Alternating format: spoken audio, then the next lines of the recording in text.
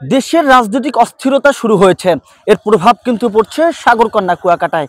তবে আপনাদেরকে সুস্পষ্টভাবে একটি শব্দ জানিয়ে রাখতে চাই যে এই রাজনৈতিক অস্থিরতা দেশের বিভিন্ন অঞ্চলে হলেও তবে কুয়াকাটায় কিন্তু তেমন কোনো বিশৃঙ্খলা তৈরি হয়নি। অর্থাৎ এখন পর্যন্ত কুয়াকাটায় তেমন কোনো জ্বালাও পোড়াও তেমন কোনো ঘটনা ঘটেনি বলতে পারেন। আমি এই মুহূর্তে অবস্থান করছি কুয়াকাটা সমুদ্র সৈকতে। আপনাদেরকে দেখানোর চেষ্টা করছি যে দেশের বিভিন্ন অঞ্চলে রাজনৈতিক অস্থিরতা শুরু হলেও তার প্রভাব কিন্তু সাগরকন্যা কুয়াকাটায় পড়ছে। এর কারণ হলো এই, যেমন দূর দূরান্ত থেকে পর্যটকরা তারা কুয়াকাটায় বেড়াতে আসছেন, তবে এই রাজনৈতিক অস্থিরতার কারণে তারা বাসা থেকে বের হচ্ছেন না বলে এমনটা এখানে এসে পর্যটন ব্যবসায়ীদের কাছ থেকে জানতে পেরেছে।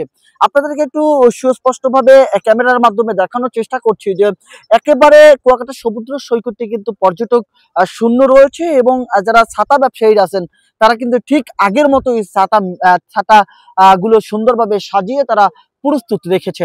অর্থাৎ এক কথায় বলতে পারেন যে তারা তাদের মতো করে প্রস্তুত রয়েছে। তবে এই যে আওয়ামী লীগের লকডাউন ঘোষণার পর থেকেই আজকে বৃহস্পতিবার অর্থাৎ যে পর্যটকের উপস্থিতি থাকার কথা, কিন্তু সেই লকডাউনের কারণে কিন্তু কুয়াকাটায় আজকে পর্যটকের উপস্থিতি নেই।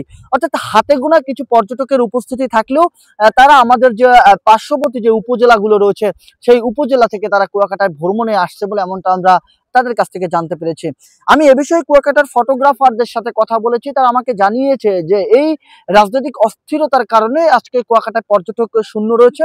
এবং এছাড়াও কুয়াকাটা হোটেল মোটেল অনার্স অ্যাসোসিয়েশনের সাথে কথা বলেছি, তারা বলছেন যে এই রাজনৈতিক অস্থিরতার কারণে কুয়াকাটায় তেমন কোনো বলতে পারেন তেমন কোনো বিশৃঙ্খলা তৈরি না হলেও তবে কিন্তু দেশের এই রাজনৈতিক অস্থিরতার কারণে বড় ধরনের একটি লোকসান তারা গুনছে। তবে এ বিষয়ে আমি তাদের সাথে একাধিকবার কথা বলার চেষ্টা করছি। তারা বলছে যে কুয়াকাটার এই যেহেতু রাজধানী জুড়ে এই রাজনৈতিক অস্থিরতা রয়েছে এবং এছাড়াও যে আওয়ামী লীগের এই লকডাউন ঘোষণার পর থেকেই কুয়াকাটায় বিভিন্ন পর্যটন শিল্পে বড় একটি ধস নামছে এবং এই দক্ষিণ অঞ্চলের যেহেতু সব থেকে বড় অর্থাৎ জনপ্রিয় পর্যটন কেন্দ্র কুয়াকাটা, সেই কুয়াকাটায় এখন পর্যন্ত কোনো বিশৃঙ্খলা তৈরি না হলেও তবে দেশের একটি প্রভাব এখানে পড়ছে। তবে এ বিষয়ে আমি বিভিন্ন পর্যটন শিল্পের সাথে যারা জড়িত তাদের সাথে কথা বলেছি, তারা আমাকে বলছেন যে রাজনৈতিক এই অস্থিরতার কারণে আজকে কুয়াকাটায় পর্যটক নেই বললেই চলে। এছাড়াও কুয়াকাটার বিভিন্ন যে দর্শনীয় স্থানগুলো রয়েছে। আজই কিনুন সাগর রশি। সাগর রশি দীর্ঘস্থায়ী, টিকসই আর অনেক শক্তিশালী হওয়ায় প্রবল পানির স্রোতেও মাছ সহ জাল ছিঁড়ে পানিতে ভেসে যাওয়ার কোনো সম্ভাবনা নাই। সেখানে একেবারে ধুধু বালু বিরাজ করছে। কারণ যেহেতু কুয়াকাটার পর্যটকদের আগমন ঘটলে বিভিন্ন জায়গায় পর্যটকের উপস্থিতি বাড়ে এবং বিভিন্ন স্পটগুলোতে পর্যটকের আগমন বাড়ে। তবে আজকে পর্যটক না থাকার কারণে এই জায়গাগুলো একেবারে এখন নিস্তব্ধতা বিরাজ করছে। এছাড়াও কুয়াকাটা সৈকতে জুড়ে যে ক্ষুদ্র ব্যবসায়ীরা রয়েছে, যে অর্থাৎ যে চা ব্যবসায়ী রয়েছে, অর্থাৎ ঝিনুক আচার ব্যবসায়ী যারা রয়েছে, শুটকি ব্যবসায়ী রয়েছে, এছাড়াও খাবার রেস্তোরাঁগুলোতে কিন্তু একেবারে লোকসান গুলছে।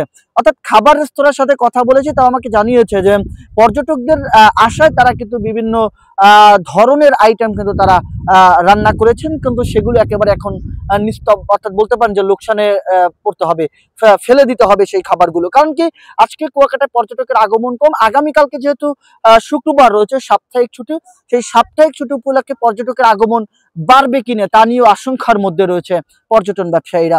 তবে আপনাদেরকে সুস্পষ্টভাবে জানিয়ে রাখতে চাই, দেশে এখন রাজনৈতিক অস্থিরশীলতা তৈরি হলেও তবে কুয়াকাটায় এখন পর্যন্ত কোনো বিশৃঙ্খলা তৈরি হয়নি বলে এমনটা আমরা সরজমিনে এসে দেখতে পেলাম। তো এই ছিল আমার কাছে রাজনৈতিক অস্থিরশীলতায় কুয়াকাটার সর্বশেষ আপডেট। জাহিদুল ইসলাম জাহিদ, খবর কুয়াকাটা।